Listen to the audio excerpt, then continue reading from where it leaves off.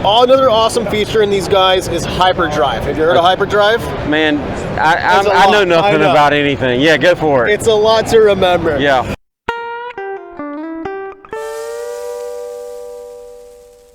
Hey guys, hope y'all are still enjoying our content from ICAST 2024. Lots more to come. Keep the notifications on, like and subscribe.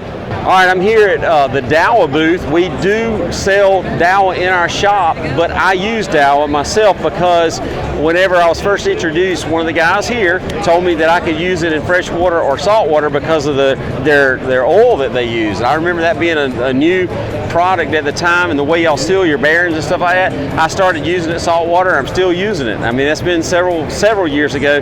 I wash it off. Don't get me wrong. I do wash it off, but it's still working and it's working great. So I had to come and see if they've got anything new with the Tatula. Yeah, absolutely.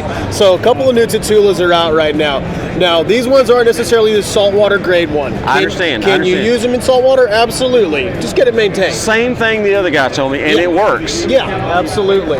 So this is our new Tatula SV100. So some of your viewers might notice that it has a very similar frame design to the standard Tatula 100. Right. Which it does. Yep. So it's going to be very familiar in the hand for those guys.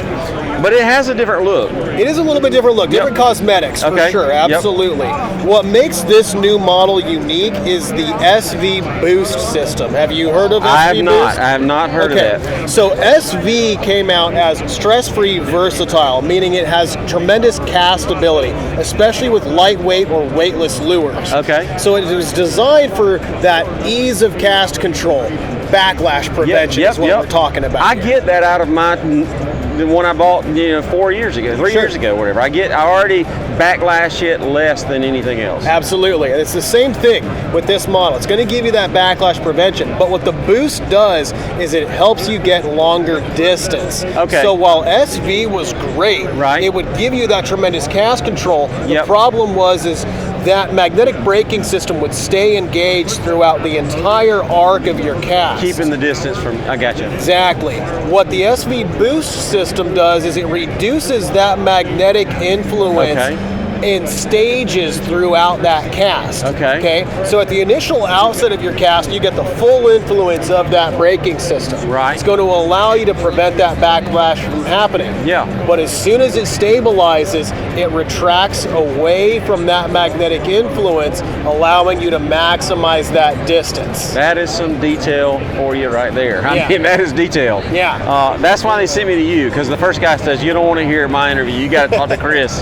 So, awesome. So another awesome feature in these guys is Hyperdrive. Have you heard of Hyperdrive? Man, I know nothing about anything. Yeah, go for it. It's a lot to remember. Yeah. Hyperdrive, the thing that your viewers are going to want to know about it, the most important thing, and it might seem minor, but it's revolutionary. Okay. Instead of being a 2-point contact between the gears, the pinion and the drive gear, which is what runs the reel, we've actually achieved with a unique cut system to the gear teeth, a 3-point contact between those gear teeth. Okay. So that means that you get buttery smooth rotation. Those gears are constantly in contact with each other. Yeah. I mean, you can't feel a vibration whatsoever. Dude, now, why that's important? Why that's important is, along with the smoothness factor, because you're spreading the contact between the pinion and drive gear across more points. You're spreading that pressure out. Okay. So you're getting longer gear life. Okay. So the guys that like to throw that 8.1 to 1, that fast gear ratio, if you're throwing frogs, chatterbaits, things like that you're moving through the water quickly, those ones are the ones that tend to get the roughest, the fastest. That's awesome. Hyperdrive prevents that from happening. What's the retail on this? Retail is going to be $229. Man, that's a steal, honestly. I mean, because that's not like it didn't just like go through the roof, with the higher technology. So that's amazing. No, we're all about bringing that trickle-down technology through the generations. Some of this stuff was introduced. Trickle-down economics, is that what we're talking? We call it trickle-down technology. There you go. Some of the Hyperdrive stuff was introduced in like Zillion and Steez years ago. Right? SV was introduced on Steez several years ago. So we're finally bringing those things down. Our machining's getting better. It's getting more economical to bring it into reels like this.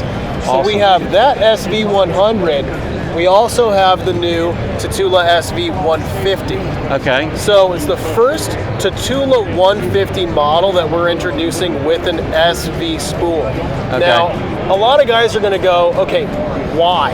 I'm already fishing big baits with my 150. That's right, yep. So you don't need that cast control because the weight of the lure. I was wondering earlier when you were saying you're not getting that. I get a lot of distance out of mine. You get good distance. Yeah, but I'm fishing heavier.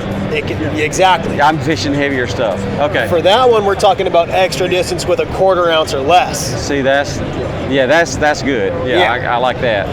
But with the SV150 model, again, guys are going, why do I need SV on a 150? Well, frogs really aren't that heavy, and they tend to catch a lot of wind with those legs. And wind, that matters with the wind. Absolutely. So the SV model is with the 150 size is going to give you the ability to throw that heavier braid and still get that great cast controllability with those lighter or non-aerodynamic lures. Okay. That's where the SV150 falls into place.